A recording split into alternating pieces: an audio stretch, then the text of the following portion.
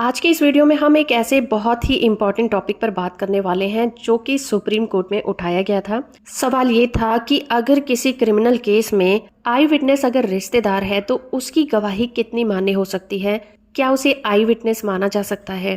Case का title है Karulal and other versus state of Madhya Pradesh और इस केस की सुनवाई honourable justice NV Ramana, justice Suryakant और जस्टिस ऋषिकेश रॉय की बेंच कर रही थी।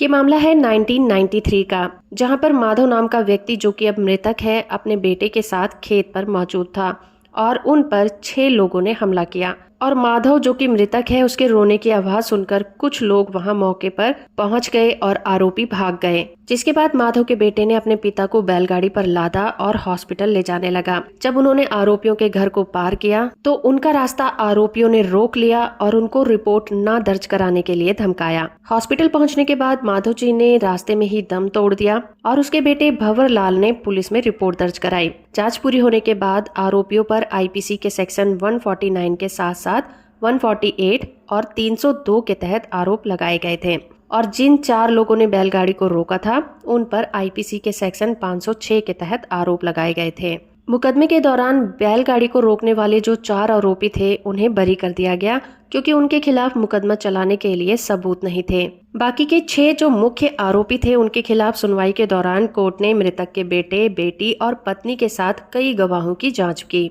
और ट्रायल कोर्ट ने कहा कि आई विटनेस और दूसरे गवाहों से पता चलता है कि अभियुक्तों ने मृतक के साथ मारपीट की और उन्हें जान से मारने की कोशिश भी की और पोस्टमार्टम की रिपोर्ट से भी यही पता चलता था कि उसकी मौत किसी तेज या फिर धारीदार औजार से हुई थी। लेकिन आरोपियों ने कोर्ट में अपने बचाव में कहा कि ये पुरानी दुश्मनी थी जिसके कारण उन्हें झूठा फंसाया जा रहा है और उन्होंने कोर्ट को ये भी बताया कि मृतक की मृत्यु इसलिए हो गई थी क्योंकि वो एक नाले में गिर गया था। जिसके बाद ट्रायल कोर्ट ने आरोपी व्यक्तियों को जानबूझकर मृतक पर घातक चोटें पहुंचाने का आरोपी पाया था और उन्हें धारा 302 और 149 के तहत दोषी मानकर आजीवन कारावास की सजा सुनाई थी। इस फैसले से नाराज होकर आरोपी हाई कोर्ट पहुंचे। हाई कोर्ट में उन्होंने इस फैसले को चुनौती दी और हाई कोर्ट ने भी ट्रायल कोर्ट के द्वारा दिए गए फैसले पर ही भरोसा जताया और उनकी अपील को खारिज कर दिया। जिसके बाद उन्होंने इस फैसले को सुप्रीम कोर्ट में चुनौती दी। उन्होंने सुप्रीम कोर्ट में कहा कि मृतक की बेटी और बेटे की गवाही पर भरोसा नहीं जताना चाहिए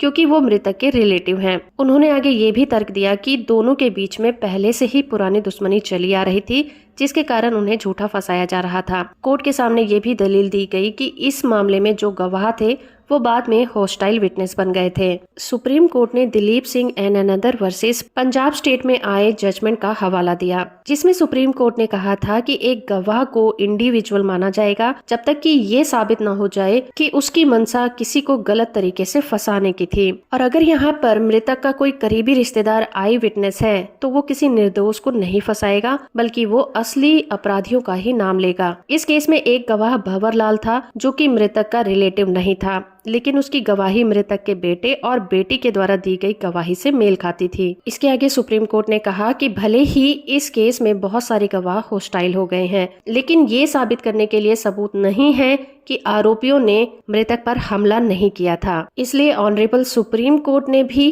ट्रायल कोर्ट के फैसले पर ही भरोसा जताया और उनकी अपील को खारिज कर दिया। जजमेंट की PDF कॉपी का लिंक आपको नीचे डिस्क्रिप्शन में मिल जाएगा। वीडियो इन्फॉर्मेटिव है तो आप इसे लाइक, शेयर और चैनल को सब्सक्राइब करना बिल्कुल मत भूलिएगा।